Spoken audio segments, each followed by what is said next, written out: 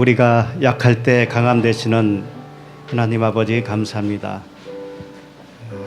우리를 질그릇 삼으시고 우리 안에 보배로 임하신 우리 주 예수 그리스도의 하나님을 찬양합니다.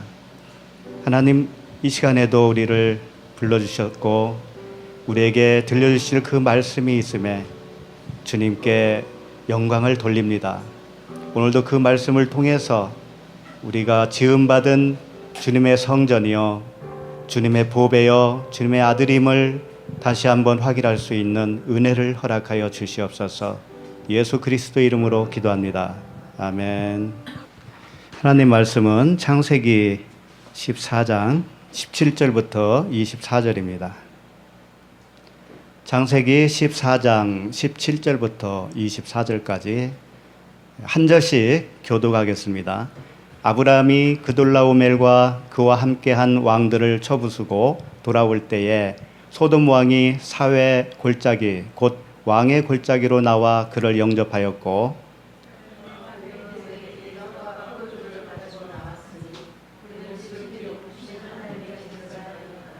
그가 아브라함에게 축복하여 이르되 천지의 주제이시오 지극히 높으신 하나님이여 아브라함에게 복을 주옵소서.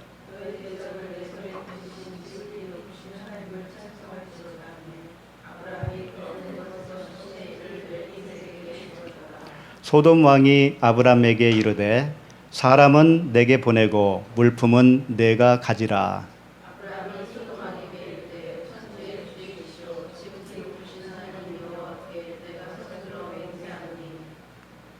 내 말이 내가 아브라함으로 치부하게 하였다 할까 하여 내게 속한 것은 실 한 오락이나 들매끈 한 가닥도 내가 가지지 아니하리라.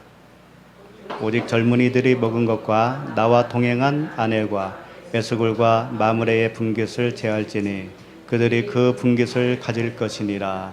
아멘.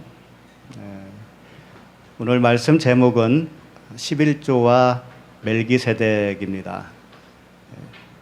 오늘 말씀을 통해서 11조가 무엇인가, 또 그 밑도 끝도 없이 등장하는 멜기세덱의 정체는 무엇인가, 이런 것들을 아시게 될 것 같습니다. 그러니까 오늘 말씀을 요점을 보시면 일단 등장인물이 나오는데 등장인물이 딱 3명 나와요.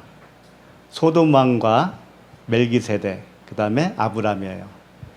세 인물이 이제 등장을 해서 복음을 전하게 되는 것입니다.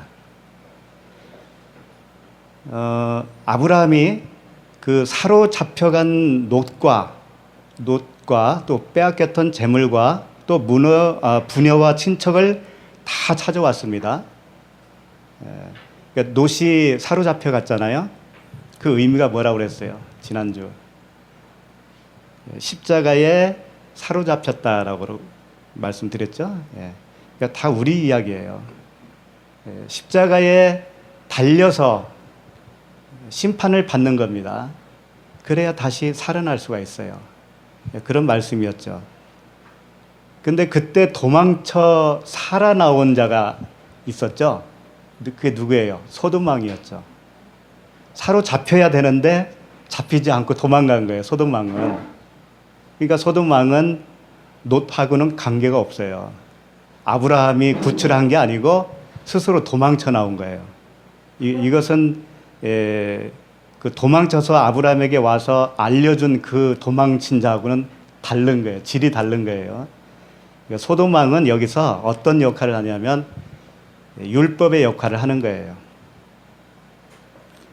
율법의 역할을 하고 멜기세덱은 어떤 역할을 하겠어요? 반대 역할이죠.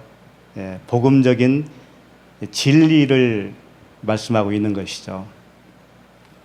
그래서 이 멜기세덱 왕이 이제 여기에 등장을 하면서 아브라함에게 복을 빌어주고 아브라함은 멜기세덱에 11조를 바치게 되죠. 그리고 소돔 왕은 아브라함에게 선심을 쓰듯이 사람은 내게 보내고 물품은 네가 다 가져라, 이렇게 말을 하고 있어요. 그런데 아브라함이 어떻게 해요? 소돔 왕이 가지라고 한 걸 가졌나요? 안 갖는다고 그러잖아요. 단호히 거절했잖아요. 그래서 아브라함의 어떤 성품을 볼 수 있는 거죠. 정직하고 청렴 결백한 아브라함. 그런 면도 보시게 되는 거 아닙니까? 근데 그건 복음은 그런 이야기를 하는 건 아니니까. 그러니까 오늘 말씀을 통해서는 뭔가 영적인 의미가 가득 담겨 있어요. 그러니까 뭐 아브라함이 소돔 왕이 가지라고 한 거 나는 안 갖겠다라고 하는 것도 장사로 말하면 내가 그냥 원가만 갖고 이윤은 너한테는 안 남기겠다. 너한테 이윤을 남기면 내가 너 때문에 부자 됐다는 소리 들을까 봐 나 그런 소리 듣기 싫어. 라든가 그런 의미가 아니라는 거예요. 다 문자로 보면 그렇게밖에 안 보여요. 그래서 이제 다시 17절로 돌아가서 살펴보도록 하겠습니다.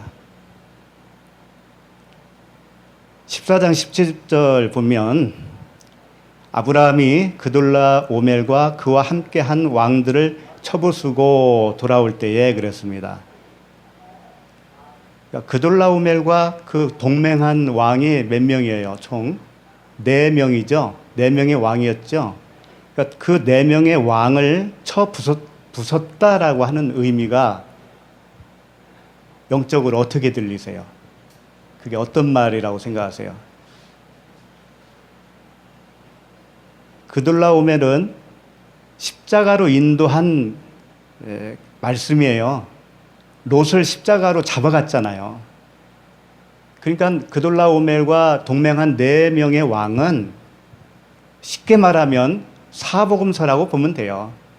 그러니까 성경이 동서남북 4갈래로 되어 있다라는 거예요. 그런데 부수면 어떻게 되냐면 그게 이제 하나로 되는 거예요. 하나. 그리스도라고 하는 복음이라고 하는 진리라고 하는 그 하나로 말씀이 모아지는 거예요. 그게 부순 거예요. 그게. 표현은 이렇게 할 뿐이에요. 우리 안에서 일어나는 일입니다. 우리 안에서 하나님의 말씀이 여기를 보면 이런 말씀이고 저기를 보면 저런 말씀이고 다 다르게 보인다고요. 다르게 보일 때가 내가 사로잡혀간 때예요. 그런데 하나님의 복음을 온전히 깨닫게 되니까 어떻게 돼요? 이 말씀도 그 말씀이고 그 말씀도 이 말씀이고 같은 말씀이잖아요. 다. 그 같은 말씀이 뭐예요? 한마디로 말하면 죽어야 산다잖아요. 죽어야 산다. 첫 번 것은 죽어야 되고 둘째 것이 살아나는 것이다 라고 하는 게 복음의 핵심이잖아요. 십자가의 복음이라고 하는 거예요. 그게 예수 그리스도가 그걸 본으로 보여주셨단 말이에요. 내가 이렇게 죽는 것이 너의 겉사람이 죽는 거야. 예수님은 몸 전체로 죽었어요. 그런데 우리는 뭐가 죽어야 되는 거예요? 마음이 죽어야 되는 거예요. 마음이. 사람 생각이 죽어야 되는 거예요. 그 주님은 또 살아나셨습니다. 영으로. 살아나셨어요. 그럼 나는 무엇가 살아나는 거예요? 새 마음으로 살아나는 거예요. 새 마음. 헛 마음은 죽고 새 마음으로 살아나는 거예요. 그게 거듭남 아닙니까? 거듭남. 성경은 온통 그 길로 인도하는 거예요. 그런데 이쪽을 보면 어떤 다른 교훈 같고 어떤 말씀을 보면 우리 삶의 지침을 말하는 것 같고 그래서 사람의 유익으로 그걸 취하는 거예요. 그렇게 되어 있는 상태가 율법 아래에 있는 거예요. 거기서 우리가 구출되는 겁니다. 그러니까 그 소돔 왕과 롯을 잡아갔던 그 4명의 왕은 말씀인데 동서남북에서 치는 말씀이란 말이에요. 다르게 친단 말이에요. 그러나 거기서 죽으면 어떻게 돼요? 하나가 되는 거예요. 하나. 그런 이야기예요. 그 소돔 왕이 이제 사회 골짜기 곧 왕의 골짜기로 나와 그를 영접하였고 그랬습니다. 소돔 왕이 이제 거기서 살아나왔어요. 죽어야 되는데 살아나온 거예요. 그러면 소돔 왕은 아직은 율법 아래에 있는 거예요. 그 율법 자체예요. 그래서 소돔 왕은 사회 골짜기 왕의 골짜기로 나왔다 이렇게 표현을 하고 있는 거예요. 사회 골짜기가 뭐냐면 평평한 골짜기라는 뜻인데 그 속뜻이 이런 뜻이 있어요. 비교하겠다라는 뜻이에요. 비교하겠다. 동등하다라는 뜻을 가지고 있어요. 그게 무슨 뜻이냐면 자기가 율법인데 그러니까 이런 말씀이 있죠. 율법은 누구로부터 왔다고 그래요? 모세로부터 왔다고 그러잖아요. 그리고 은혜와 진리는 누구로부터 왔다? 예수 그리스도로부터 왔다고 그러죠. 예. 그런데 소돔 왕은 어디에 속하는 거예요? 모세로부터 온 율법이란 말이에요. 근데 소돔 왕이 사회 골짜기로 나왔다라고 하는 뜻은 그 율법이 은혜와 진리가 되는 그 복음과 동등하다라는 거예요. 비교하겠다 이거예요. 나도 너와 같은 거야 라는 것을 주장하겠다라는 거예요. 근데 그게 맞는 겁니다, 사실은. 왜냐하면 율법 안에 있는 진리가 율법과 하나예요, 하나. 하나인데 다만 포장이 되어 있는 것 뿐이죠. 그러니까 사실은 같은 건데, 예를 들면 예수 그리스도가 같은 거예요. 예수와 그리스도가 같은 거예요. 예수 안에 있는 그리스도라는 의미거든요. 그러니까 우리가 예수님을 볼 때 문자적인 성경을 보는 겁니다. 예수님은 그래요. 그런데 그 예수님 안에 있는 그리스도를 발견했다면 문자로 보는 성경 안에서 복음을 발견했다. 그런 말씀과 똑같은 거죠. 그러니까 같은 겁니다. 같은 거예요. 그러니까 속뜻은 소돔 왕은 멜기세덱과 같은 거예요. 겉으로는 소돔 왕과 멜기세덱 왕이 달라요. 다르다고요. 분명히 율법과 복음이 달라요. 그런데 하나예요. 그걸 우리가 볼 줄 알아야 된다 이거예요. 소돔 왕은 무조건 안 좋아 이런 얘기가 아니고 소돔 왕은 죽어야 되는 거예요. 겉은 죽는 거예요. 죽으면 그게 속이 된다니까. 예수님이 죽으시면 그리스도가 되는 것처럼 겉이 죽으면 그게 속이 되는 거예요. 신기하잖아요. 우리도 그런 거예요. 우리가 겉사람, 처음 마음이 죽으면 그게 새 마음이 되는 거라니까. 그래서 비교하다, 동등하다 이런 뜻을 가지고 있다니까요. 그 골짜기, 왕의 골짜기라는 거예요. 그 골짜기에서 아브라함을 맞으러 나왔다라고 하는 겁니다. 여기서 아브라함은 일단 나라고 생각하시면 돼요. 각자 나라고 생각하시면 돼요. 그러니까 아브라함과 소돔 왕과 살렘 왕이 등장을 하는데 우리가 아브라함이라면 구원받은 자라면 소돔 왕은 율법의 행위로 나오는 거고 살렘 왕은 은혜와 진리의 그리스도로 나오는 거예요. 자, 그 다음에 18절을 보시겠습니다. 17절에서는 소돔 왕이 등장했습니다. 이제 18절에서는 살렘 왕 멜기세덱이 떡과 포도주를 가지고 나왔으니 그는 지극히 높으신 하나님의 제사장이었더라. 그러죠? 자, 이 살렘 왕이 지금까지 한 번도 등장하지 않았다가 오늘 처음으로 나온 거예요. 창세기에서. 살렘이라고 하는 것은 샬롬이에요. 샬롬. 평화, 평강이에요. 평강의 왕이라는 뜻이죠. 살렘 왕은 평화의 왕. 그 다음에 멜기세덱이라고 되어 있는데 멜기세덱은 뭐냐면 멜레크가 왕이에요. 왕. 멜레크와 체데크의 합성어입니다. 체데크는 뭐냐면 의롭다라는 뜻이에요. 그러니까 멜레크 체데크니까 의로운 왕이다라는 뜻이에요. 멜기세덱은 의로운 왕이다. 근데 의로운 게 왜 어떻게 해야 의로운 거죠? 어떤 게 의로운 거죠? 예수님이 그랬잖아요. 세 가지에 대해서. 죄에 대하여, 의에 대하여, 심판에 대하여. 의에 대하여라 하면 뭐라고 그랬어요? 내가 아버지께로 가니 너희가 나를 보지 못하는 거다. 이렇게 말씀을 했단 말이에요. 그럼 의로운 것은 뭐냐면 예수님이 아버지께로 가는 것이고 너희들이 나를 못 보는 것이 의롭다라는 거예요. 못 보는 게 의롭대, 못 보는 게. 그 의미가 뭔지 아세요? 예수님이 십자가에서 죽으시고 아버지께 가시면 육체는 못 보잖아요. 육체는 못 보죠? 육체가 무엇을 의미했죠? 율법이에요, 율법. 율법 아래로 오셨잖아요, 그분이. 나예요, 나의 죄예요. 나의 겉사람이에요. 그게 예수라고요. 육체 예수.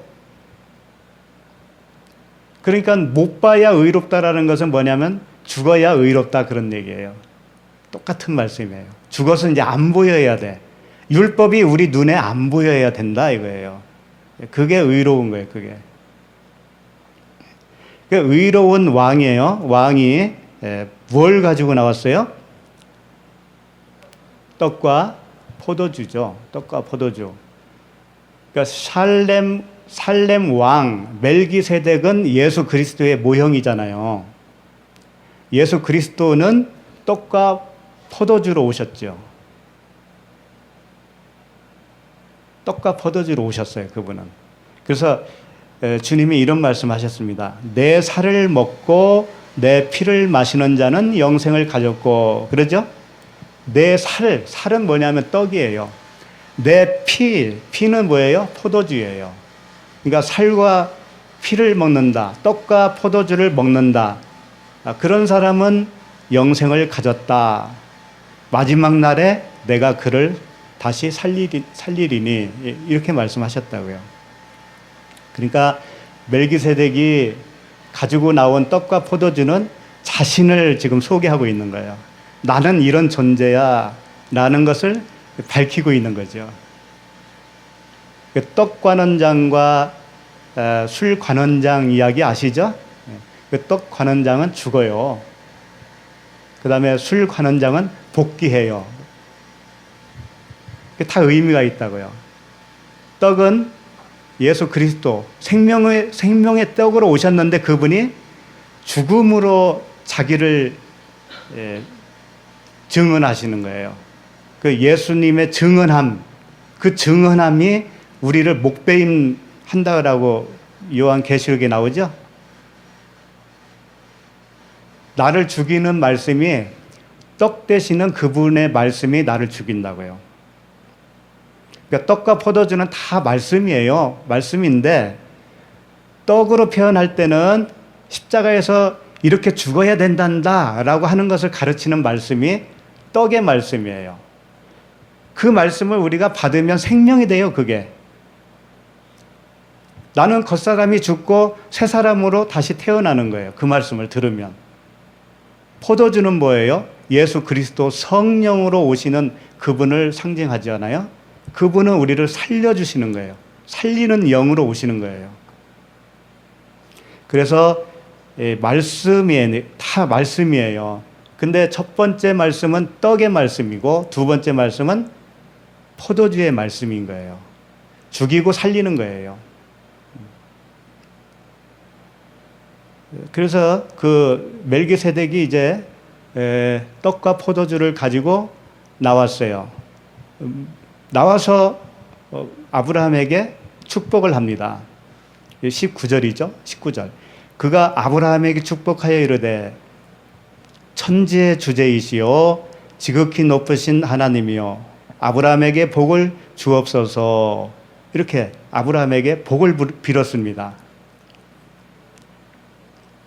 그가 아브라함에게 축복하여 라고 되어 있는데요. 이 축복 복이거든요. 바라크는 무릎을 꿇다라는 의미를 가지고 있습니다. 복이 뭔지 아세요?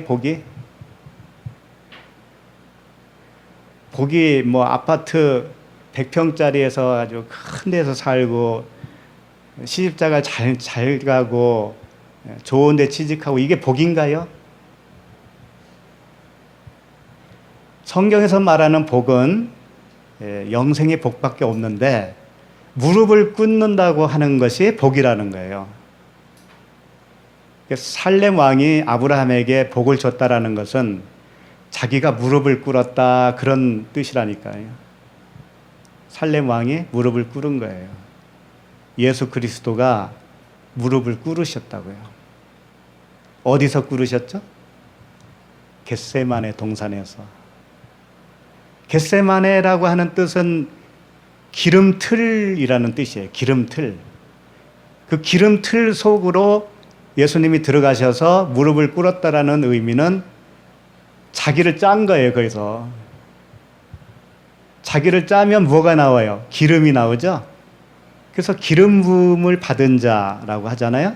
그러니까 우리도 그 기름 부음을 받은 자잖아요. 우리들도 예수 그리스도께서 기름을 짜서 우리에게 머리에 입혀주신 거 아닙니까? 그런데 그 틀이에요. 그게 겟세마네가. 그런데 또 하나 있어요. 포도즙 틀이에요. 포도즙 틀. 거기서 자기가 포도송이가 되어서 짜는 거예요. 그럼 뭐가 나올까요? 포도즙이 나오겠죠. 그게 발효되면 포도주가 되잖아요. 네.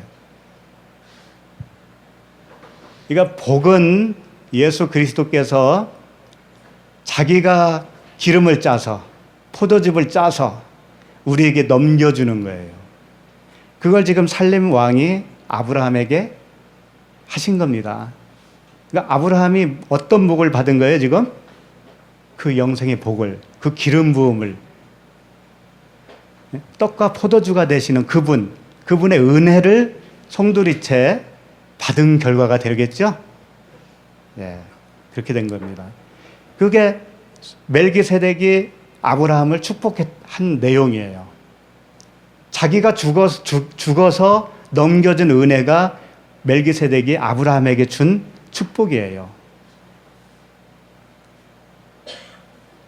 그 다음에 20절로 자, 20절 한번 읽어볼까요? 시작. 너의 대적을 내 손에 붙이신 지극히 높으신 하나님을 찬송할지로다. 네. 아브라함이 그 얻은 것에서 10분의 1을 멜기세덱에게 주었더라. 예. 자, 멜기세덱이 아브라함에게 복을 주니까, 복을 빌어주니까 아브라함은 무엇을 드려요? 11조를 멜기세덱에게 바쳤잖아요. 예. 여기서 이제 그 10분의 1, 11조 말씀이 처음 나오는 거예요. 창세기에서 처음 나와요. 그 11조에 대해서 굉장히 관심들이 많잖아요. 11조를 내야 되느냐, 말아야 되느냐, 어떤 것이 정답인가, 그것이 문제로다. 그것만 알려주면 오케이. 그러잖아요? 근데 많이들 이제 알고 계셔요. 11조는 우리가 그 금품으로 내는 11조가 아니다라고 하는 것은 이제 다 안다고요. 예. 그럼 알면 진리가 된 걸까요? 그럼 내면 진리가 아니고 안 내면 진리일까요? 예? 그런 뜻이 아닙니다. 그하고는 관계가 없어요. 10분의 1. 자, 여기서 이제 10분의 1이 뭐냐? 여기서 마세르라고 되어 있어요. 마세르. 마세르는 뭐냐면 마가 뭐냐면 그릇이에요. 그릇을 뜻하고 세르, 아사르라고 하는 10이에요. 열. 그 두 말씀이 합성화가 된 거예요. 마, 아사르. 그러니까 그릇 안에 있는 열이라는 뜻이죠. 십계명이. 십계명이 아니고 11조가. 그릇 안에 담겨 있는 그 열이에요. 완전한 열. 근데 그것 중에 마지막 10번째 거, 이것이 이제 10의 1조예요. 열이 온전한 거잖아요, 열이. 근데 마지막 10번째 거가 10의 1조예요. 그 그릇은 뭘까요? 그릇은 신약에서 그 그릇을 어떻게 표현했냐면 연복궤, 헌금함으로 표현을 했죠. 그 헌금함에 넣는 것이 이제 11조예요. 거기에 들어가면 그게 11조예요. 그 11조를 제일 먼저 해주신 분이 예수 그리스도시라고요. 그분이 연복궤, 헌금함에 자기 몸으로 들어가신 거예요. 그리고 그 은혜가 우리에게 임하면 어떻게 돼요? 우리가 그 연복궤가 되는 거예요. 그릇이 되는 거예요. 그릇. 우리는 그릇이에요. 그릇 안에 그 보배가 담기면, 그 보배가 뭐예요? 예수 그리스도잖아요. 그 예수 그리스도가 내 안에 오면 11조가 된 거예요. 그분이 나에게 들어오시면 그게 11조예요. 11조. 그러면 나는 어떤 반응을 일으킬까요? 나에게서? 그 11조가 나에게 들어오면 나는 어떤 반응을 하냐면 나도 11조를 해요. 그래서 머리에서 지워야 될 거 10의 1조 그 돈 내는 거 그거 헌금 그거 일단 머릿속에 지우세요. 그 얘기를 하는 게 아니니까. 나도 한다는 의미가 그런 의미가 아니란 말이에요. 그래서 이제 그것은 좀 더 알아보면은 그 뜻이 뭔 뜻인지 정확하게 알 수 있을 겁니다. 자, 이 멜기세덱과 11조의 관계는 굉장히 어렵다라고 되어 있어요. 성경에서. 굉장히 어려워요. 그래서 너희들이 이 멜기세덱에 대해서 듣기가 둔하다라고 히브리서에서는 표현을 하고 있습니다. 듣기 둔하다라는 거예요. 듣기 둔하다라는 뜻은 뭐냐면 너희들은 들을 귀가 없다라는 거죠. 원래 죽어 있었던 너희들이지 않냐. 원래 너희들은 생명이 없어. 그런데 어떻게 들을 수 있겠니? 그런 뜻이에요. 근데 이제 들리기 시작해요. 은혜로 들리기 시작해요. 근데 들리기 시작하는데 어렵다라는 거예요. 그게 쉽게 되는 게 아니라는 거예요. 그러니까 오늘 말씀은 굉장히 어려운 말씀이에요. 사실은 굉장히 어렵습니다. 그러니까 이거다라고 딱 잡혔는데 또 다른 뭐가 있는 거예요. 그게 말씀의 깊이거든요. 그래서 이제 오늘 멜기세덱이 오셨으니까 그분에 대해서 좀 신상을 자세히 이제 살펴봐야 되잖아요. 그래서 히브리서로 가야 됩니다. 히브리서 7장으로 가시기 바랍니다. 히브리서 7장 1절. 이 멜기세덱은 살렘 왕이요 지극히 높으신 하나님의 제사장이라 여러 왕을 쳐서 죽이고 돌아오는 아브라함을 만나 복을 빈 자라. 맞죠? 창세기 본문과 똑같은 말씀이죠. 2절. 아브라함이 모든 것의 10분의 1을 그에게 나누어 주니라. 그 이름을 해석하면 먼저는 의의 왕이요 그 다음은 살렘 왕이니 곧 평강의 왕이요. 자, 아브라함이 모든 것의 10분의 1을 그에게 나누어 주었다라고 되어 있잖아요. 네, 어느 분이 그 설교에 내가 들은 적이 있어요. 그 창세기 본문에 아브라함이 멜기세덱에게 11조를 드린 걸로 되어 있는데 사실은 멜기세덱이 아브라함에게 준 것이다 라고 말씀하시는 걸 내가 들은 적이 있어요. 그런데 그것은 너무 해석을 좀 오버한 거예요. 아브라함이 멜기세덱에게 드린 거예요. 그게 확실한 거예요. 지금 히브리서에서도 똑같이 말씀을 하고 있고 이런 표현이 히브리서에 몇 번 더 나와요. 그러면 이거 다 뒤집어야 되거든요. 그렇게 하면 너무 억지입니다. 그걸 일단 아셔야 돼요. 아브라함이 모든 것의 10분의 1을 그에게 나누어 주었어요. 그 이름을 해석하면 이제 그 멜기세덱의 이름을 해석하면 그런 뜻이에요. 멜기세덱의 이름을 해석해 보면 어떤 뜻이냐면 먼저는 의의 왕이다라는 거예요. 그 다음은 살렘 왕이다라는 뜻이죠. 이 두 가지. 첫 번째는 의의 왕이요, 두 번째는 살렘 왕이 무슨 뜻이냐, 그러면. 이것조차도 비유예요. 그러니까 먼저는 의의 왕이라고 하는 것은 뭐냐면, 아까 의가 뭐라고 그랬죠? 제가, 의라 하면은 내가 아버지께로 가니 너희가 나를 못 본다. 그게 의라고 그랬잖아요. 그러니까 의는 죽음이에요. 죽어서 살아난 것이 의예요. 그러니까 죽는다는 의미로 떡이에요. 떡과 포도주를 가지고 나왔잖아요. 그러니까 첫 번째는 떡이요, 그런 뜻이에요, 이게. 멜기세덱의 그 진의를 해석해 주는데, 첫째는 떡의 왕이다, 그런 뜻이고요. 두 번째는 포도주의 왕이다, 이런 뜻이에요. 자신이 가져왔잖아요, 떡과 포도주를. 그것으로 이미 우리에게 자기를 밝히고 있는 거잖아요. 그것을 이 히브리서에서 이렇게 번역을 해 주시는 거예요. 자, 그 다음에 3절.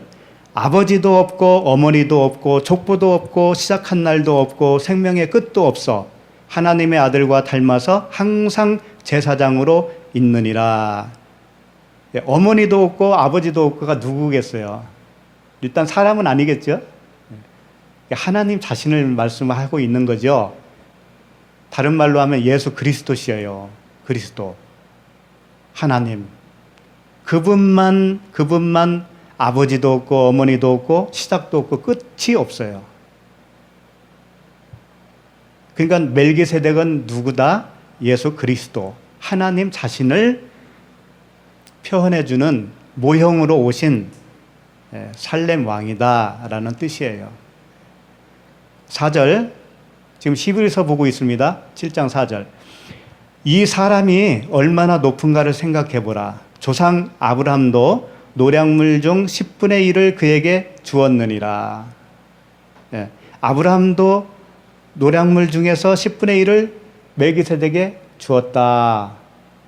그러니 이 사람이 얼마나 높느냐 이거예요. 아브라함도 굉장히 높은데, 믿음의 조상 아브라함도 굉장히 높은데 그보다 더 높으신 분이라는 거죠. 그분이 멜기세덱인데 그분은 하나님이시다라는 거예요. 그 다음에 5절. 레위의 아들들 가운데 제사장의 직분을 받은 자들은 율법을 따라 아브라함의 허리에서 난 자라도 자기 형제인 백성에게서 10분의 1을 취하라는 명령을 받았으나, 자, 이 말씀이 뭐냐면은 이제 율법 조항으로 세운 그 제사장 레위 족속이 있죠. 그 레위 족속이 제사장인데 누구에게 11조를 받았냐면 그의 백성들에게 11조를 받았다라는 거죠. 그래서 레위 족속들은 그 11조를 받아서 그것으로 생계를 유지했습니다. 그래서 이 11조는 일단 그 율법 안에 나오는 11조는 세 가지 유형이 있어요.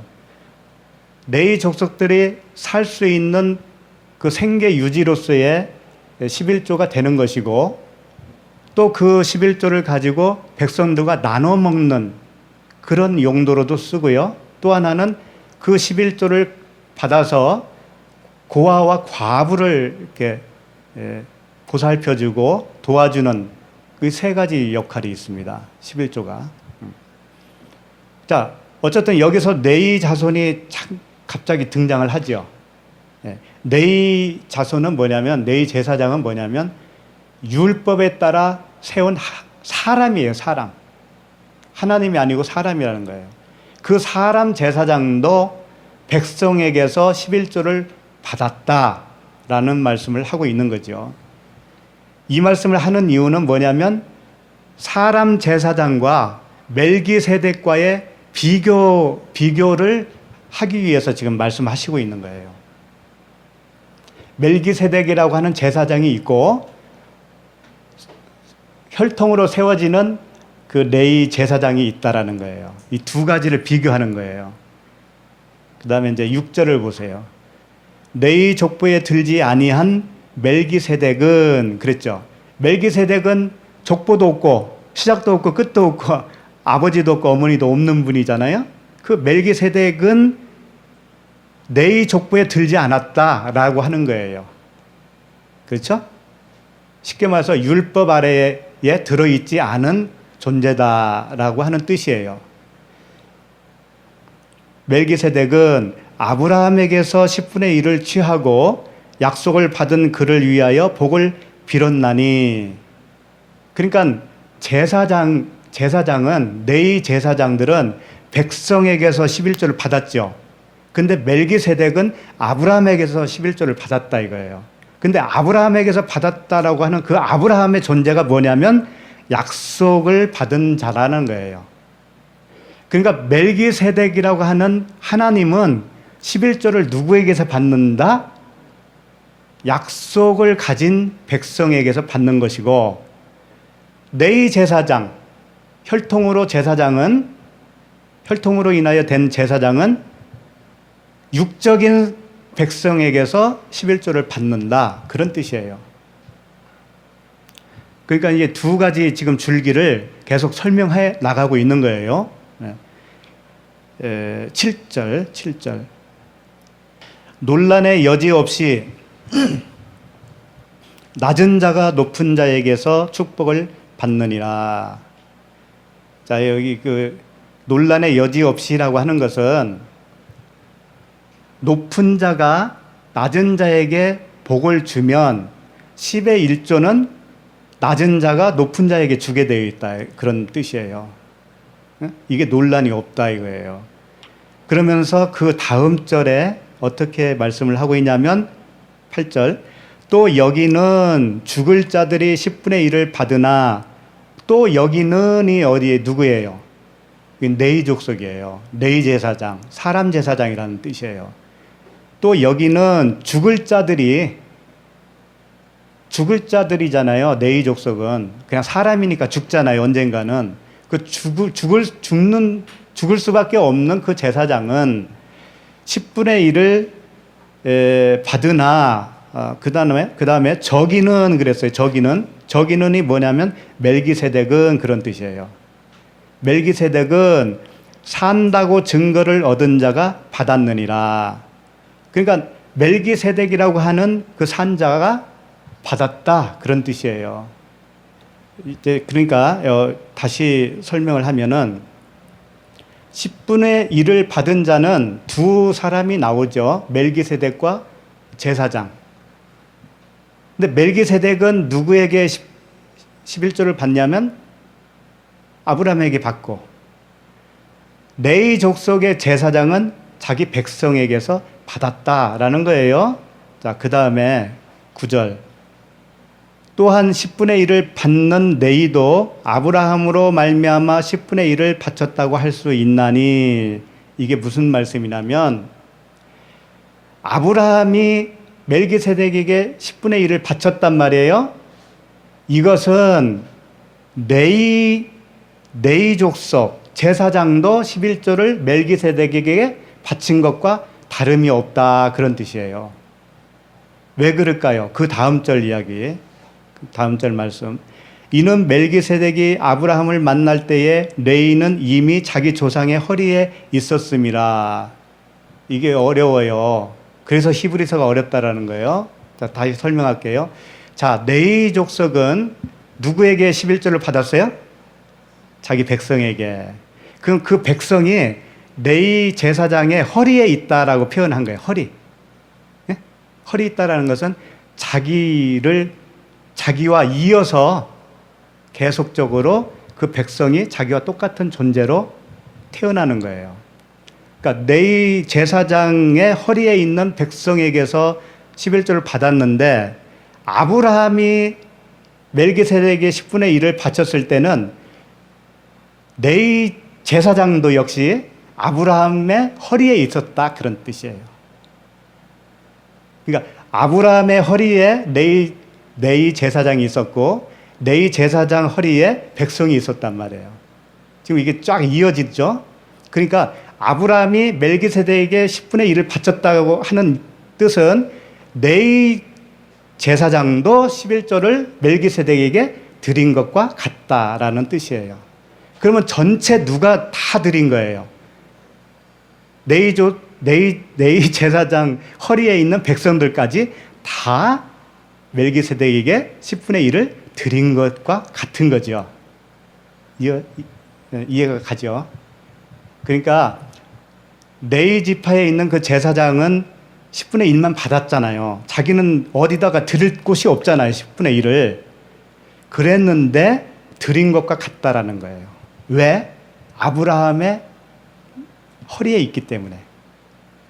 자기가 낼 것을 아브라함이 낸 것이 자기가 낸 것과 똑같다라는 거죠.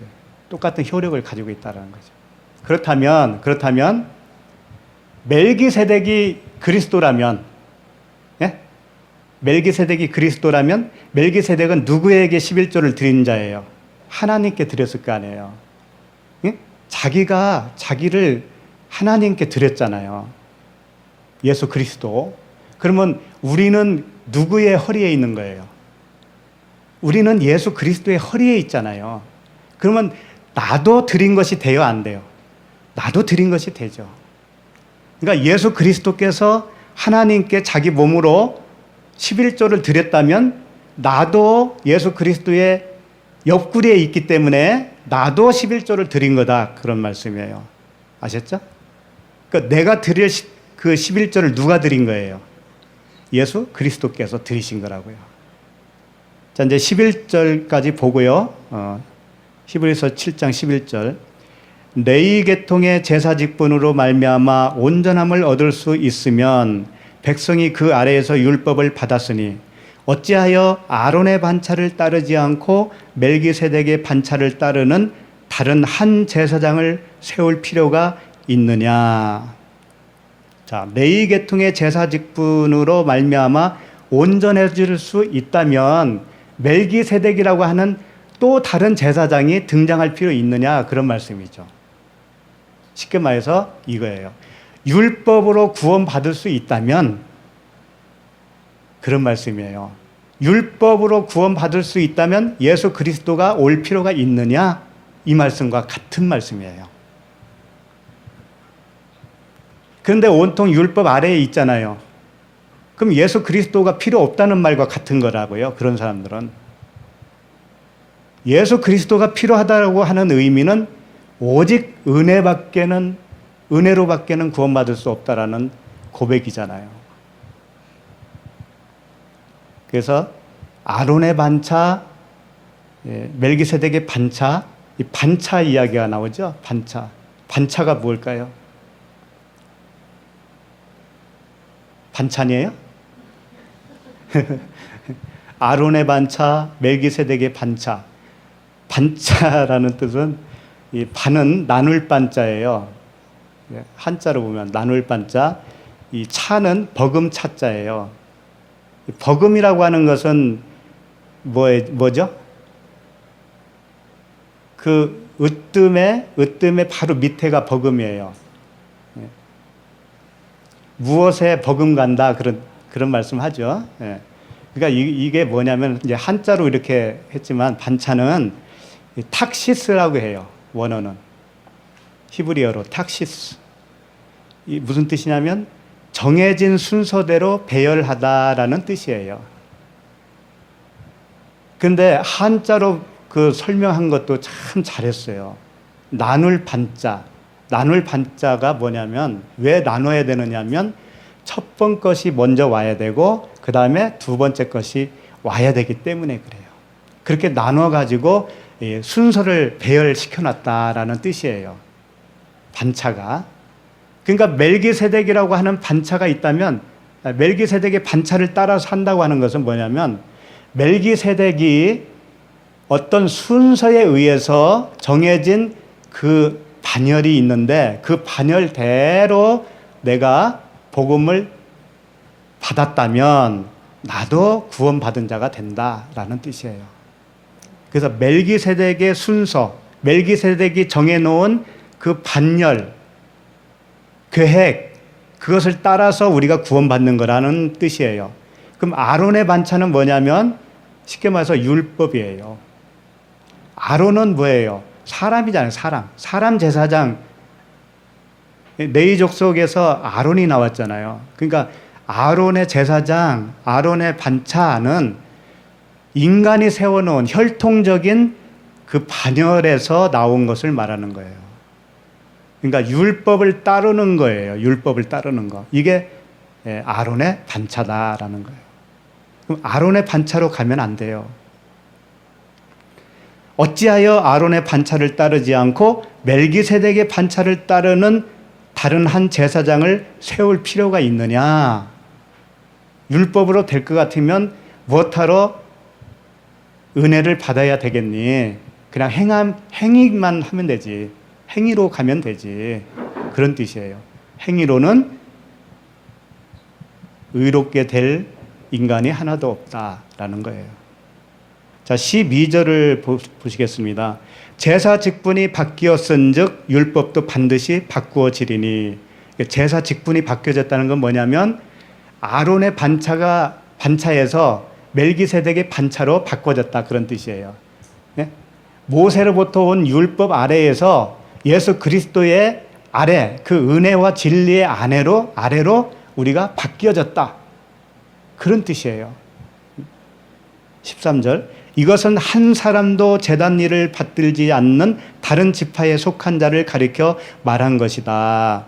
한 사람도 제단 일을 받들지 않은 다른 지파에 속한 자. 이건 뭐냐면 의도적으로 이렇게 하신 거예요. 예수 그리스도는 어떤 지파에서 나왔죠? 유다 지파죠. 만약에 사람이 세운 그 혈통적인 제사장 반열에 따라서 예수 그리스도가 나왔다면 이렇게 말할 수가 없는 거잖아요. 설득력이 없다고요, 하나님이. 그러니까 의도적으로 유다 지파에서 나오게 하시는 거예요. 그 말씀이 바로 그 다음 절이에요. 14절. 우리 주께서는 유다로부터 나신 것이 분명하도다. 이 지파에는 모세가 제사장들에 관하여 말한 것이 하나도 없고. 자, 모세가 제사장들에게 말한 것은 뭐예요? 율법적인 어떤 규례를 말씀하고 있잖아요. 그런데 예수 그리스도는 유다로부터 나왔기 때문에 그 율법의 제사장과 아무런 관계없는 자다, 그런 뜻이에요. 쉽게 말해서 하늘에 난 자다 이거예요. 레위 족속은 땅에서 났고 예수 그리스도는 하늘에서 왔다 라는 거예요. 그래서 15절, 멜기세덱과 같은 별다른 한 제사장이 일어난 것을 보니 더욱 분명하도다. 멜기세덱과 같은 별다른 한 제사장이 누구겠어요? 예수 그리스도시죠. 16절, 그는 육신에 속한 한 계명의 법을 따르지 아니하고 오직 불멸의 생명의 능력을 따라 되었으니 성령으로 나셨다 이거예요. 그분은 땅에서 나신 분이 아니고 율법에 의해서 나신 분이 아니고 하늘에서 성령의 법으로 나셨다라고 하는 거예요. 17절, 증언하기를 내가 영원히 멜기세덱의 반차를 따르는 제사장이라 하였도다. 예수 그리스도께서 영원히 멜기세덱의 반차를 따르는 제사장이다 라는 겁니다. 18절, 전에 있던 계명은 연약하고 무익함으로 패하고, 전에 있는 계명은 뭐냐면 율법이다. 모세의 율법. 이게 연약하고 무익함으로 패한다, 그런 뜻이에요. 근데 잘 이해를 하셔야 돼요. 계명 자체가 연약하고 무익하다는 뜻이 아니에요. 그 계명을 지킬 수 없는 우리가 연약하고 무익하다라는 거예요. 그렇기 때문에 우리에게 도움이 되지가 않아요.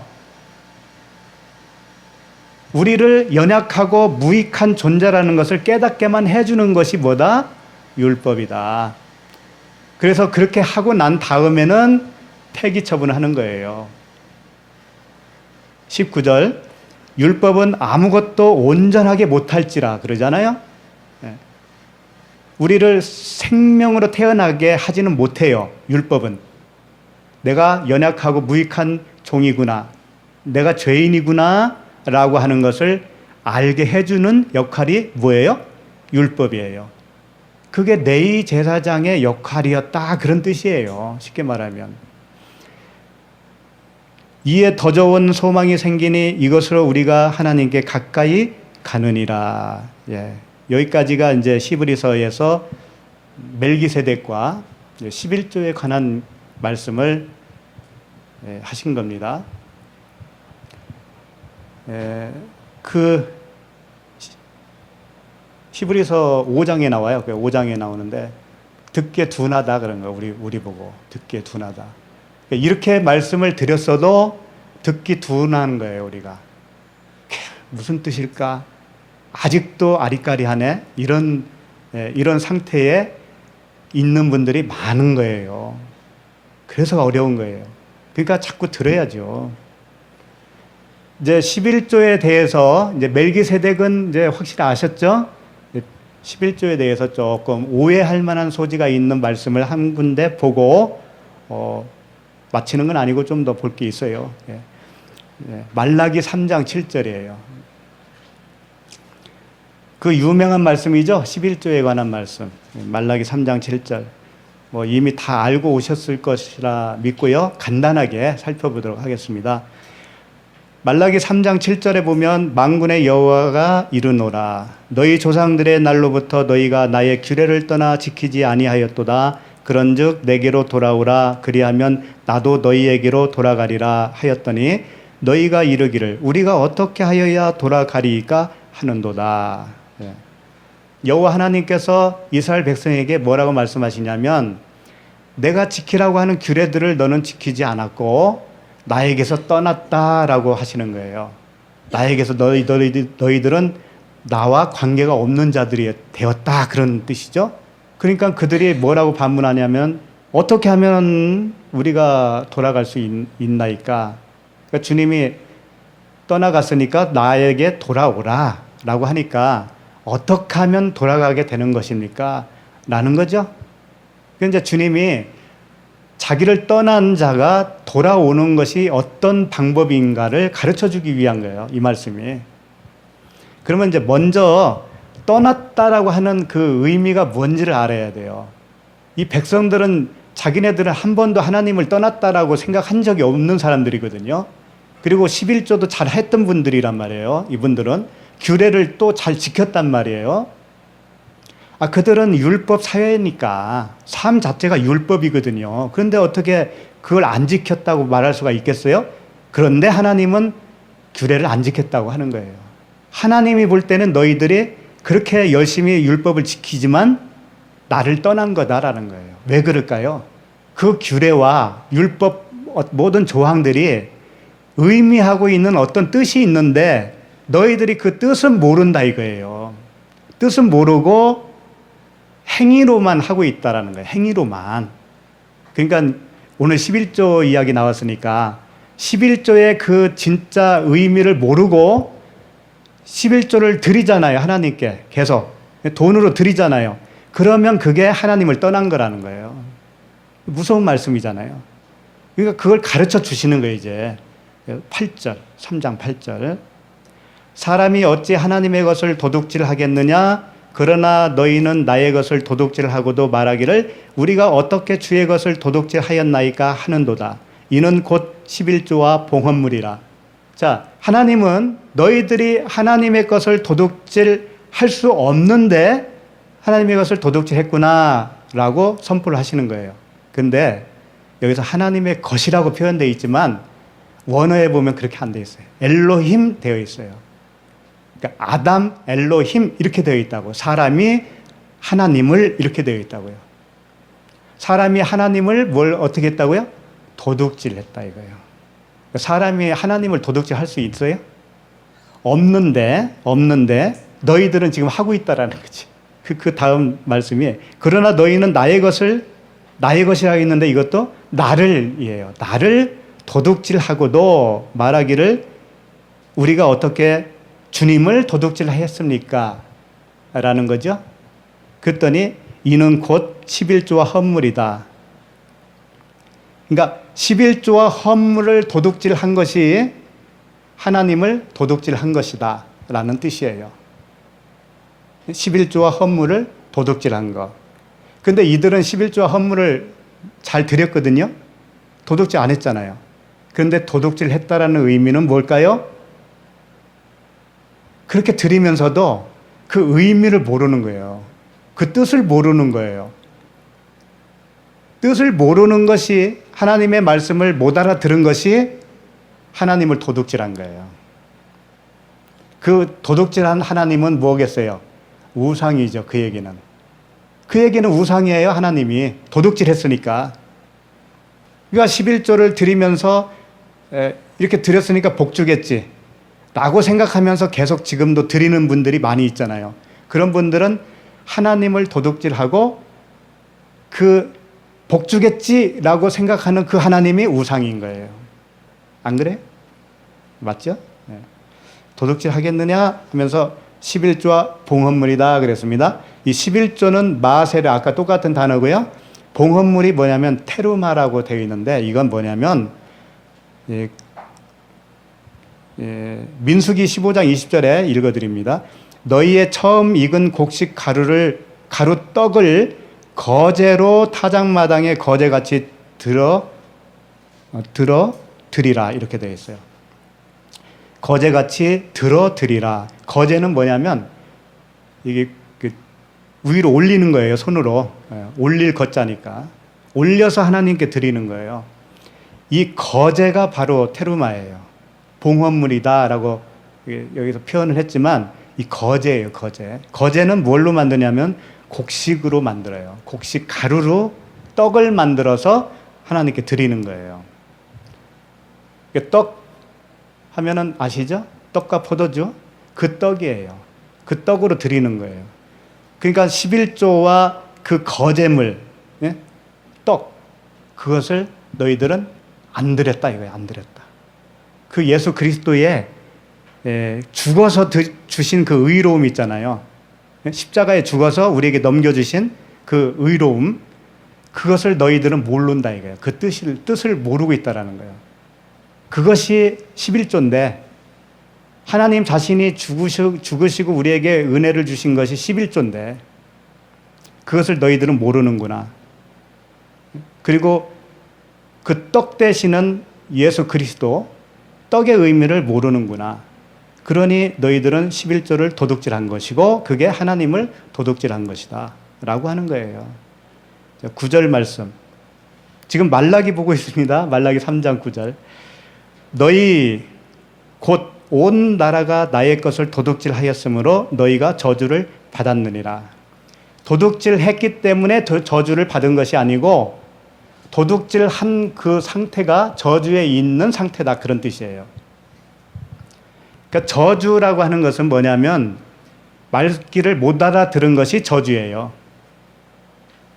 말귀를 못 알아들은 거 있죠? 그게 저주예요. 그러니까 말귀를 못 알아들으니까 계속 저주스러운 삶이 나오는 거죠. 저주스러운 행위가 나오는 거예요.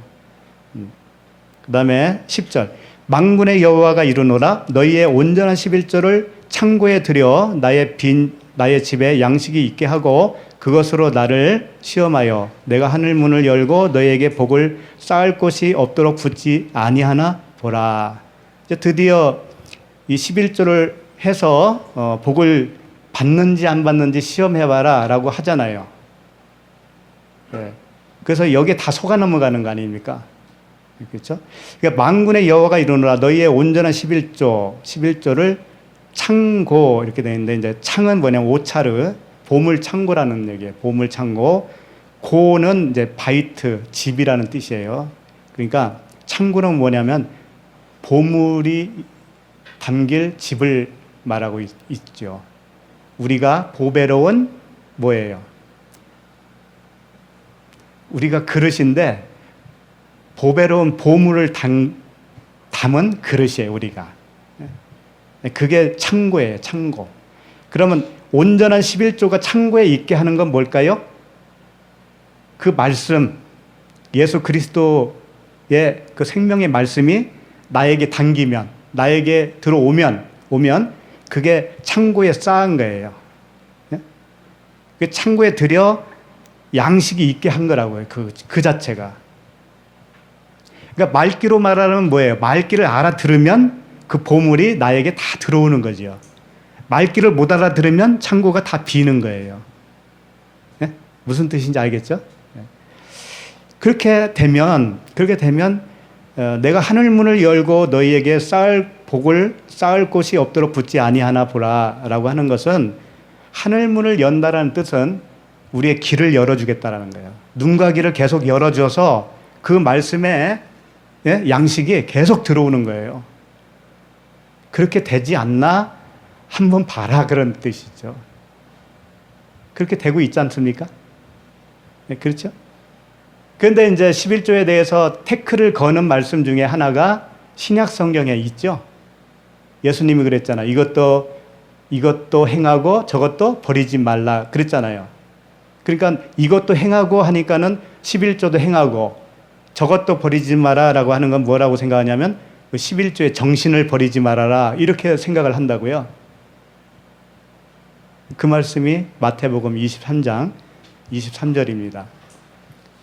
중요하기 때문에 안 보고 넘어갈 수가 없어요. 마태복음 23장 23절. 마태복음 23장은 화 있을진저 외식하는 서기관들과 바리새인들이여 라는 말씀이 7번이 나와요. 화 있을진저가 7번 나온다고요. 이 화 있다라는 것은 우리를 저주하는 말씀이 아니라 화를 당해야 되는 거예요, 우리가. 성령이 오시면 어떻게 하신다고 그랬어요? 책망을 하신다고 그랬어요. 책망. 그 책망은 우리를 꾸짖고 야단치고 하는 그런 의미가 아니고 우리에게 그 진리를 가르쳐 준다는 의미예요. 그러니까 화 있을진저라고 했을 때는 가르침을 받아라 라는 의미로 보시면 되는 거예요. 성경은 다 좋은 거예요. 어떤 말씀이든 다 좋은 거라고요. 다 선입니다. 막 저주하는 그런 내용처럼 보이지만 그게 아니란 말이에요. 그리고 화 있을진저 하면서 하시는 말씀들이 다 어떤 말씀이냐면, 외식하는 거라는 거예요. 외식. 너희들이 외식하고 있다라는 거예요. 그러니까 외식하는 너희들이 돌이켜서 외식하지 않는 존재로 바뀌어져라 라는 뜻이겠죠.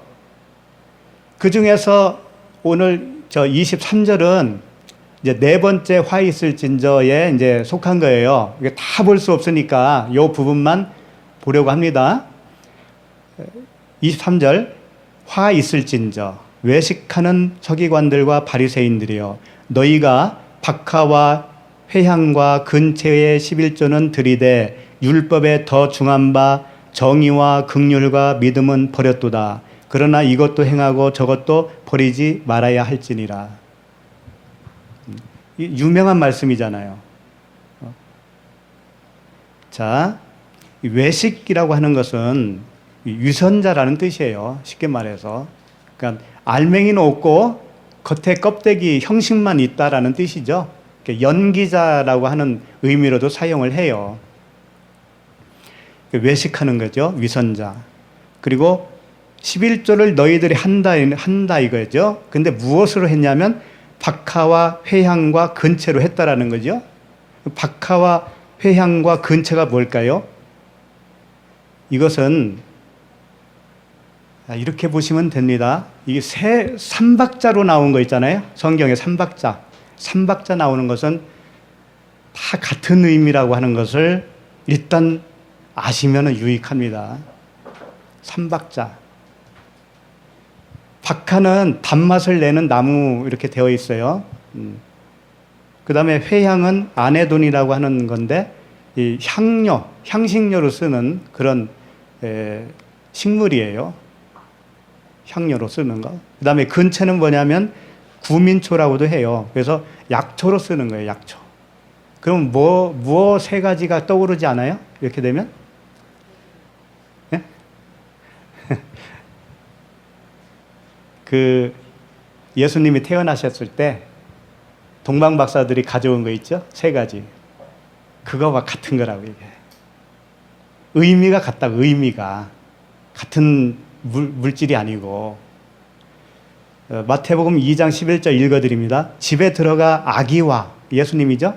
아기와 그의 어머니 마리아가 함께 있는 것을 보고 엎드려 아기께 경배하고 보배합을 열어, 보배합을 열어 황금과 유향과 몰약을 예물로 드리니라 그랬습니다. 그러니까 황금은 나무에 이렇게 이제 입히는 거, 성전을 입혔죠. 그게 다 황금이었잖아요. 그게 왕이라는 뜻이에요. 말씀이라는 뜻이에요. 그리고 회향은 뭐냐면 향을 내는 건데, 자기를 태워서 드리는 그 향불 있죠. 성전에서 향을 피울 때 뭔가 태우잖아요. 태워서 향기를 내는 거예요. 자기를 죽여서 드리는 그 제사를 의미하고 있죠. 회향이라고 하는 것은. 그 다음에, 유향이라고 하는 것은. 그 다음에 몰약은 뭐냐면 시체를 썩지 않게 바르는 거예요. 방부제예요. 방부제고, 요 자체가 생명을 살린다고 하는 의미가 같이 있는 거죠. 그래서 아까 11조 세 가지가 바로 요것과 똑같은 의미를 가지고 있습니다. 그러니까 황금과 유향과 몰약이라고 하는 의미를 띠고 있는 것이 뭐냐면 박하와 회향과 근체라는 거죠. 근데 이들이 이것을 11조로 드렸는데 이들은 그 의미를 모르고 요것으로 그냥 드렸던 거죠. 의미를 모른 채 드린 거예요. 그런데 그것보다 더 중한 바, 그 다음에 정의와 긍휼과 믿음이 나오죠? 요 세 가지가 또 나오잖아요. 마태복음 23장 23절 말씀이에요.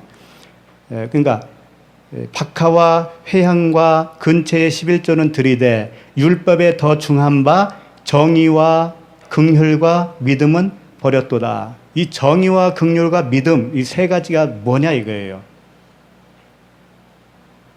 이건 버렸다라는 거죠, 그들이. 이 더 중한 바가 바리스라고 하는 단어인데, 더 무겁다라고 하는 부정적인 의미로도 사용하는 단어예요. 이게 수고하고 무거운 짐진 자들아 다 내게로 오라 할 때 그 무겁다라고 하는 뜻을 표현도 하지만은 더 중요하다, 중대하다라는 의미로도 씁니다. 그러니까 여기서는 더 중요하고 중대한 의미로 사용하신 거예요. 그러니까 황금과 유향과 몰약보다 겉으로 그 보이는 그 박하, 회향, 근체보다 더 중요한 것이 뭐냐면은 뭐라는 거예요? 정의와 긍휼과 믿음이라는 거예요. 그러면 정의는 뭐냐면 크리시스예요. 크리시스는 심판을 얘기하는 겁니다. 심판을 갖다가 정의라고 이렇게 표현한 것 뿐이에요. 그 다음에 긍휼은 엘레오스예요. 자비라는 거예요. 자비. 그러니까 이것은 의로움을 말하는 거예요. 긍휼은 엘레오스, 자비를 베푼 자니다 그러잖아요. 선한 사마리아 이야기 아시죠? 그러니까 긍휼, 자비를 베푼 자 할 때 그게 긍휼, 엘레오스예요. 그러니까 자비를 베푸는 게 뭐냐면은 의로움이잖아요. 의로움. 예? 디카이오스네 의로움이에요. 그러니까 믿음은 뭐냐면 그냥 아시죠? 믿음. 피스티스, 믿음. 왜 이렇게 말씀을 드리냐면 예수님이 오셔서 세 가지 하는 게 뭐예요? 죄에 대하여, 의에 대하여, 심판에 대하여. 요 세 가지가 요거예요. 정의와 긍휼과 믿음이에요. 그러니까 죄에 대해서 깨닫게 해주시는 것이 믿음이고, 의롭지 못한 자를 의롭게 만들어주시는 말씀이 그 의라는 것이고, 심판은 뭐냐면 심판을 해서 살려야 되니까, 십자가에서 심판을 해야 살려야 되니까 이거 자체가 뭐예요? 이것도 하나님의 긍휼이고 사랑이고 그렇잖아요. 그러니까 이 세 가지를 버리지 말라 그런 얘기예요. 자, 그러면은 이제 그걸 이제 뜻을 알았으니까 이걸 이어서 하면 어떻게 되냐면 너희가 박하와 회향과 근체의 11절은 드리되 라고 할 때 드려야 되는 것은 뭐예요? 우리가 드리는 거죠. 그러니까 우리가 지금 드려야 할 11조를 말하는 거예요. 그게 뭐라고요? 황금과 유향과 몰약이라는 얘기예요. 우리가 드려야 할 11조가 바로 그거예요. 그러니까 그걸 행하라고 그러잖아요. 행하라고 하는 것은 행동으로 하는 게 아니고 포이에오예요. 포이에오라고 하는 단어는 그렇게 되어진다라는 뜻이에요. 만들어진다라는 뜻이에요. 그러니까 우리가 11조 하는 것은 뭐냐면 황금과 유향과 근체, 몰약이죠. 몰약이 되어지는 거예요. 쉽게 말해서 아까 보배합을 열어서 동방박사들이 아기 예수께 준 그 선물이 그 세 가지였죠. 그 아기 예수 그 사람의 본질을 얘기하는 거예요. 본질이 그거다라는 거죠. 그럼 우리도 그 은혜가 들어오면 우리의 본질이 뭐예요? 그 세 가지로 바뀌는 거예요. 그것으로 되어지는 것이 뭐다? 11조를 하는 거다. 그런데 그렇게 되기 위해서는 세 가지가 먼저 와야 되는 거예요. 세 가지가 오는 게 뭐였냐면 그 다음 나오는 게 의와 정의와 긍휼과 믿음을 버렸다고 그랬잖아요. 정의와 긍휼과 믿음이에요. 이게 먼저 와야 되는 거예요. 그러니까 이것은 행하라고 안 하고 버리지 말아라고 되어 있잖아. 버리지 말아라. 그러니까 내가 그걸 받는 것을 금하지 말라 그런 뜻이에요. 세 가지가 뭐냐면 죄에 대하여, 의에 대하여, 심판에 대하여 오시는 그 성령님의 그 가르침, 성령님의 그 깨우치심, 그것을 받아라 이거예요. 그걸 받아라. 그걸 받아야 네가 네 안에 그 황금과 유향과 몰약이 되어지는 거야 라는 뜻이에요. 그러니까 아브라함에게 멜기세덱이 아브라함에게 11조를 받기 이전에 뭘 먼저 주던가요? 복을 빌었잖아요. 복을. 아브라함에게 멜기세덱이 복을 먼저 빌어주니까 아브라함이 바로 11조를 하잖아요. 우리도 똑같단 말이에요. 우리도 그분의 복이 들어와야, 그분의 은혜가 들어오면 내가 되어져요. 황금과 유향과 몰약으로 되어진다고요. 우리가. 그러면 그게 11조가 되는 거예요. 그 자체가 11조예요. 이제 정리를 하겠습니다. 화 있을진저 하면서 말씀하시는 이유는 너희들은 나를 지금 떠난 존재야. 너희들은 나를 지금 모르고 있는 거거든. 11조의 의미도 모르고 있는 거거든. 그러면서 열심히 하고 있지. 그런 사람들이 다시 안으로 온전케 되어져야 된다라고 하는 것을 가르쳐 주는 것이죠. 그래서 지금까지 말씀해 주신 겁니다. 그 11조는 내 안에 11조를 하신 그 예수 그리스도가 내 안에 오시면 그게 11조예요. 그래서 우리가 할 일은 뭐예요? 우리가 할 일은 그 은혜를 받는 거예요. 그래서 은혜를 받자라고 그러잖아요. 히브리서에서도 은혜를 받자. 은혜를 받으면 나도 11조가 되어지는 거고 11조를 하게 되는 거예요. 그래서 너희 몸을 하나님이 기뻐하시는 거룩한 산 제물로 드리라 그러잖아요. 그러니까 내가 그런 존재로 지어지면 그 존재로서 하나님께 영광을 돌리잖아요. 그게 11조를 드리는 거예요. 아까 마태복음 지금 피어져 있죠. 23장 23절이죠. 그 24절을 보세요. 여기 한 절 더 봐야 될 것 같아요. 24절 보시면 맹인된 인도자여 하루살이는 걸러내고 낙타는 삼키는도다. 이게 무슨 뜻일까요? 자, 11조의 의미도 모르고 열심으로 했던 너희들, 그게 맹인이라는 거죠. 맹인들아, 하루살이는 걸러내고 낙타는 삼키는도다. 어렵죠? 하루살이는 포도주를 만들 때 거기서 나오는 하루살이에요. 그러니까 포도주에서 나오는 어떤 날라다니는 조그만한 날파리가 같은 그런 거란 말이에요. 근데 그 원어로 보면 나타나다라는 뜻을 가지고 있더라고요. 그걸 보고 놀랐어요. 포도주가 뭔지를 나타내 보이는 것이 그 하루살이였어요. 그 하루살이가 무엇 역할을 하고 있냐면 포도주의 뜻이 이것이란다 라고 하는 것을 가르쳐 줬다고요. 그게 말씀이잖아요, 다. 그 말씀인데 그것을 이 사람들은 포도주를 만들 때 그 하루살이가 끼면 안 되니까 채로 걸렀다라는 거예요. 하루살이는 걸러내고 그러잖아요. 채로 걸러서 그건 없애버린 거예요. 그렇다는 건 뭐예요? 그 포도주의 의미를 깨닫지 못했다라는 거잖아요. 그리고 낙타는 삼킨다라는 거죠. 낙타는 뭐냐면 짐을 지고 있는 동물을 상징하고 있어요. 수고하고 무거운 짐을 진진 자들아 그러잖아요. 그게 낙타예요, 낙타. 우리가 율법의 짐을 지고 있으면 그게 낙타예요. 내가 낙타라고. 그러니까 그 낙타가 바늘기로 들어가기가 어렵다 그러죠. 덩치가 커서 못 들어간다는 얘기, 그런 뜻이 아니에요. 바늘기라고 하는 것은 성전문이에요. 성전문. 성전문인데 저녁에 시간 되면 큰 성전문을 닫는다고 그래요.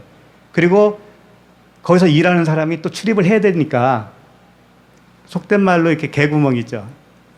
조그만한 문 있잖아요. 사람만 이렇게 들랑달랑 할 수 있는. 그게 바늘기예요. 그게. 그 낙타가 그 바늘기로 못 들어가죠. 크니까. 그렇지만 커서 못 들어간다는 것보다도 그 율법 아래에 짐을 지고 있는 낙타로서는 성전에 들어갈 수 없다.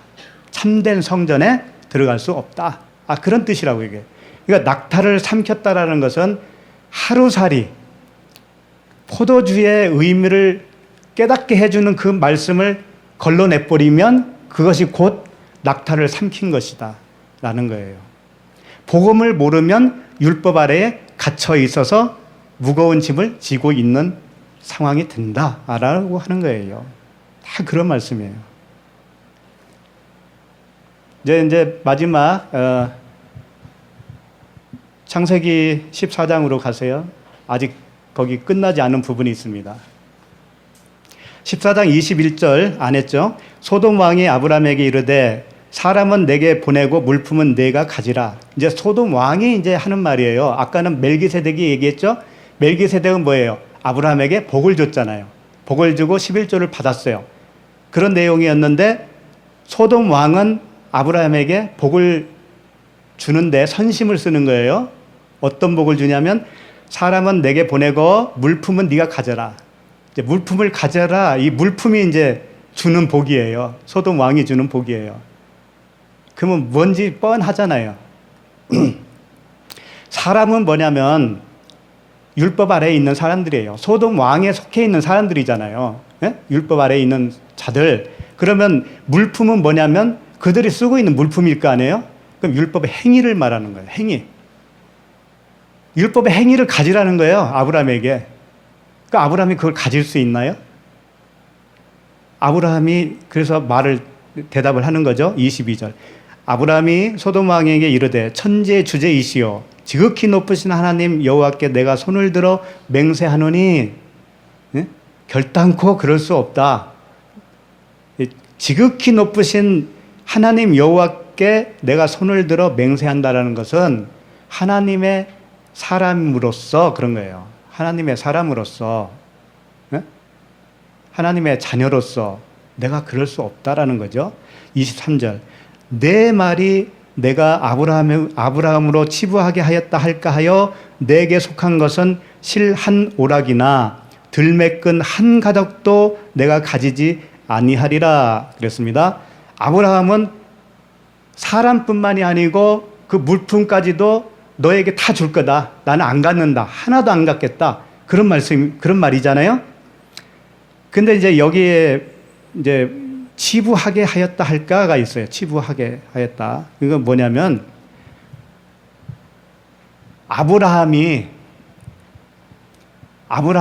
아브라함에게 소돔 왕이 뭔가 주잖아요. 그걸 아브라함이 취하잖아요. 그래서 소돔 왕이 잘 되잖아. 그런 뜻인가요? 빨리 알아차려야 돼. 아니면 아닌 거라고 알아차려야 돼. 자, 내 말이, 그러니까 소돔 왕이 소돔 왕의 말이 그런 뜻이죠. 소돔 왕의 말이 내가 아브라함으로 치부하였다 할까 하여 내게 속한 것은 실 한 오락이라도 갖지 않겠다라고 하는 말이죠. 아브라함으로 치부하게 하였다라는 그 치부가 뭐예요? 부자 됐다라는 뜻이에요. 부자 됐다. 그러니까 아브라함이 그것을 가지면 너 때문에 내가 부자 됐다라고 할까봐 라는 뜻이에요. 그러니까 율법의 행위를 아브라함이 갖잖아요. 그래서 잘 되잖아요. 그러면 율법의 행위로서 내가 부자가 됐다라고 말을 들을 수 있지 않겠어요? 11조를 잘 들었더니 잘 됐어요, 그 사람이. 그러니까 둘 중에 하나입니다. 11조 잘 들었을 때 잘 된 사람도 있고 못 된 사람도 있고 둘 중에 하나라고요. 잘 된 사람은 어떻게 생각할까요? 11조를 잘 들었더니 부자 됐다라고 할 거 아니에요. 그렇게 되면 안 된다 이거예요. 아브라함은 그런 것을 원하지 않는다는 거죠. 그런 뜻이에요. 그래서 실 한 오락이라고 돼 있는데 이 실은 뭐냐면 실은 항상 두 가지 의미가 있어요. 하나는 부정적인 의미죠. 그러니까 이제 예를 들면 삼손을 실로 묶었어요. 끈으로. 근데 삼손이 실 끊듯이 그걸 끊었다고 돼 있어요. 그 사사기에 보면은 그 실이에요. 그러니까 사람을 얽어 매는 실. 율법의 요구죠. 율법 조항들이죠. 이게 실이라고요. 그 다음에 들매끈 하는데 들매끈은 뭐냐면 들매가 뭐냐면 샌달이라는 얘기예요. 샌달. 그리고 끈은 가죽끈을 말하고 있는 거예요. 그러면 샌달은 뭐라고 그랬죠? 한번 말씀드린 적이 있는데 샌달이 혀라고 그랬습니다. 혀. 그러니까 소돔 왕이 가지고 있는 샌달은 무슨 혀예요? 율법의 저주지요. 저주의 혀예요. 그 다음에 그 끈은 가죽끈이니까 그 샌달을 묶고 있는 끈이에요. 다시 말하면 샌달이 샌달 역할을 할 수 있도록 붙잡고 있는 거잖아요. 끈이. 그게 뭐 컴퓨터로 말하면 운영체제예요. 운영체제. 윈도우 XP라고 하는 윈도우 체제가 있죠. 그리고 윈도우 10이라고 하는 체제가 있잖아요. 운영체제. 그걸 말하는 거예요. 그러니까 끈은 항상 진리를 말하는 건데 비진리냐 진리냐. 예수님이 샌달을 신고 있을 때 그 끈을 가지고 있었습니다. 세례 요한이 뭐라고 그래요? 그 끈을 나는 풀기도 감당치 못한다. 예수님이 가지고 있는 끈은 진리의 끈이에요. 근데 소돔이 가지고 있는 끈은 비진리의 끈이죠. 그러니까 아담과 하와가 선악과를 먹고 그 치마를 엮어서 만들어 입었다고 했는데 그게 끈이에요. 가죽끈. 치마가 아니고 가죽끈. 그것을 아브라함은 가질 수 없다라고 하는 거죠. 당연히 가질 수 없잖아요. 그리고 24절에 보면 오직 젊은이들이 먹은 것과 나와 동행한 아넬과 에스골과 마므레의 분깃을 제할지니 그들이 그 분깃을 가질 것이니라. 젊은이들이 뭐예요? 전주에 말씀드렸죠? 아브라함과 동질로 된, 그러니까 이 어린아이의 수준을 벗은 그 청년, 복음의 청년, 그런 수준에 이른 자들, 그러니까 다 구원받은 자들이에요. 그리고 뭐 나와 동행한 아넬과 에슬골, 마므레 이런 사람들이 다 그 동맹한, 아브라함과 동맹한, 아브라함과 하나가 된 다 구원받은 자들이에요. 그들의 분깃을 제할지니 그들이 먹고 그들이 취했던 모든 것들은 뭐예요? 복음이죠, 복음. 그러니까 복음만 취하겠다 그런 뜻이에요. 아브라함이 하는 얘기가. 율법은 네가 가져. 나는 은혜와 진리의 복음만 가질 거야. 그런 뜻이에요.